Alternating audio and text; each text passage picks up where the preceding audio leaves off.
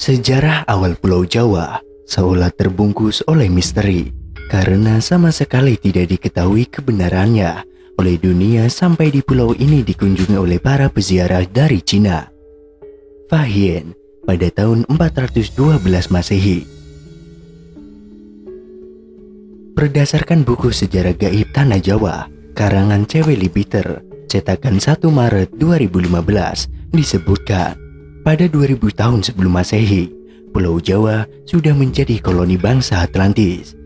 Tapi saat Atlantis hancur, Jawa menjadi negeri yang terpisah. Nah, di saat masih dikuasai oleh bangsa Atlantis, ajaran gaib hitam dan sesat mulai diajarkan kepada penduduk yang tinggal di Pulau Jawa ini. Sehingga pengaruh aliran sesat itu kemudian semakin kuat dan merusak tatanan kehidupan yang ada. Mereka memuja dewa yang kejam, yang selalu meminta persembahan manusia, dan hidup di bawah bayang-bayang tirani tanpa kesempatan untuk melepaskan diri. Pada zaman itu, mereka diperintah oleh raja yang menangkap imam agung dari aliran hitam itu. Di antara raja ini, ada seorang yang sungguh fanatik dalam kepercayaan aliran hitam itu. Sang raja memiliki keyakinan bahwa hanya dengan menjalankan praktik kepercayaan pengorbanan darah setiap hari, wilayahnya dapat diselamatkan dari kehancuran. Hal ini didasari keyakinan bahwa dewa-dewa ganas dan haus darahlah yang memegang kendali atas Pulau Jawa pada saat itu. Para dewa telah membuktikan kekuatan dahsyatnya dengan letusan gunung berapi berulang-ulang kali dan bencana-bencana alam yang lainnya. Raja tersebut lalu memutuskan untuk melakukan sebuah pemagaran gaib demi untuk menjaga dan memelihara perlindungan atas Pulau Jawa. Salah satu caranya dengan praktik ilmu gaib dari para ahli sihir. Hal ini dilakukan agar kelak semua sesembahan darah kepada dewa-dewa haus darah yang bercokol di seluruh Jawa tetap dilanjutkan di sepanjang abad-abad yang akan datang. Demi terwujudnya maksud itu, dia kemudian menciptakan mantra yang sangat kuat di atas Pulau Jawa, agar aliran hitam yang dianutnya tersebut tak akan lenyap selamanya. Efek dari hal itu masih dapat dilihat dengan baik secara eteris maupun astral dalam bentuk awan gelap yang besar melayang-layang di atas Pulau Jawa. Awan hitam ini anehnya kelihatan seolah-olah seperti terhambat pada titik-titik tertentu, sehingga tak lantas terbawa oleh angin dan tetap tinggal pada tempatnya. Titik-titik lokasi awan hitam ini sengaja dimagnetisir oleh raja, dekat dengan kawah-kawah gunung berapi. Salah satu alasannya adalah karena kawah-kawah tersebut biasanya ditepati oleh beragam jenis makhluk-makhluk halus, sehingga makhluk-makhluk gaib tersebut dapat diperintahkan oleh sang raja.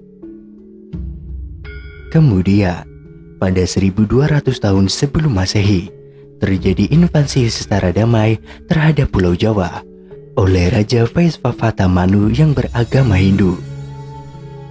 Mereka datang dengan cara damai, tinggal di pantai, dan akhirnya membentuk kota perdagangan kecil yang independen. Seiringnya waktu, kekuatan para pedagang Hindu ini meningkat pesat dan akhirnya menjadi dominan dalam komunitas.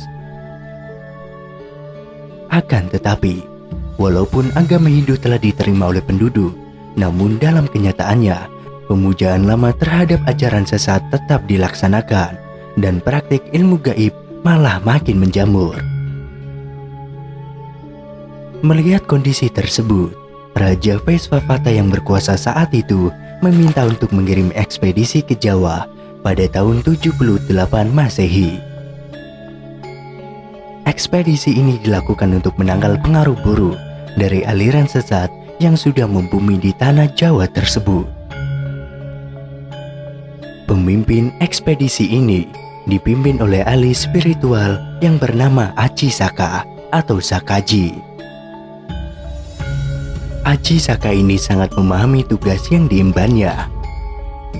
Aji Saka lalu menanam benda yang berdaya magnet kuat yang telah dimantrai di 7 tempat di Pulau Jawa untuk menyingkirkan pengaruh aliran hitam dari tanah Jawa atau tumbal bagi tanah Jawa. Untuk tempat menguburkan tumbal atau jimatnya yang paling penting dan kuat, Aji Saka memilih perbukitan yang mengarah ke Sungai Progo, tempat yang sangat dekat dengan titik Pulau Jawa. Legenda mengenai Aji Saka ini dalam berbagai cerita juga dianggap melambangkan kedatangan Dharma, yaitu ajaran dan peradaban Hindu-Buddha ke Pulau Jawa. Akan tetapi, penafsiran lain beranggapan bahwa kata Saka berasal dari istilah dalam bahasa Jawa, Saka atau Soko, yang berarti penting, pangkal, atau asal mula. Maka, namanya bermakna Raja Asal Mula atau Raja Pertama. Mitos ini mengisahkan mengenai kedatangan seorang pahlawan yang membawa peradaban, tata tertib, dan keteraturan di Pulau Jawa. Karena Aji Saka telah mengalahkan Raja Jahat Prabu Dewata Cengkar, sang penguasa hitam yang kala itu menguasai Pulau Jawa. Legenda ini juga menyebutkan bahwa Aji Saka adalah pencipta Tarik Tahun Saka, atau setidak-tidaknya raja pertama yang menerapkan sistem kalender Hindu di Jawa. Tumbal Aji Saka untuk menangkal kekuatan hitam pun bertahan hingga beratus-ratus tahun kemudian, hingga sampai pada keadaan di mana jin kembali berkuasa, hujan darah di mana-mana, bencana merajalela. Pada masa ini, berkembanglah beberapa aliran ilmu gaib di Pulau Jawa, di antaranya kejawen, klinik, dan kebatinan. Lalu, pada awal abad ke-13, datanglah Syekh Subakir, seorang ulama yang dikirim oleh Kesultanan Turki Utsmaniyah ke tanah Jawa. Syekh Subakir adalah seorang ulama besar yang dikirim untuk menumbalkan tanah Jawa dari pengaruh negatif makhluk halus saat awal penyebaran agama Islam di Pulau Jawa. Karena Syekh Subakir mengetahui kondisi Pulau Jawa banyak dipengaruhi oleh unsur gaib yang sangat mengganggu. Lalu, Syekh Subakir membawa batu hitam dari Arab yang telah dirajah.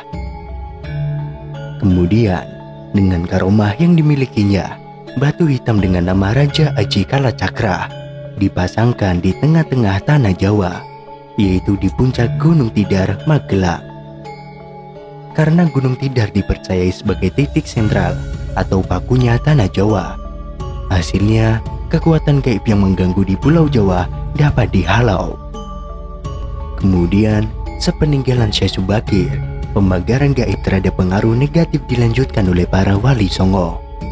Para wali ini mengajarkan ajaran Islam, salah satunya di antara yang terkenal yaitu Sunan Kalijogo.